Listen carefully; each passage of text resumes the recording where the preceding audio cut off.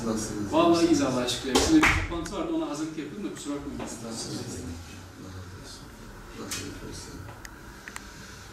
Hayırlı olsun'a gelmemiştik. Hayırlı Eyvallah, olsun'a Allah geç razı olsun. oldu ama Olsun, estağfurullah başkanım. Allah razı olsun.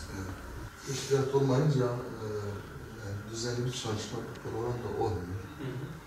Düşünüyoruz inşallah yakın zamanda açacağız. Urfa'da bir Halfeti'den teşkilatımız var, bir de Harun'da. Harun. Selam, hoş geldiniz.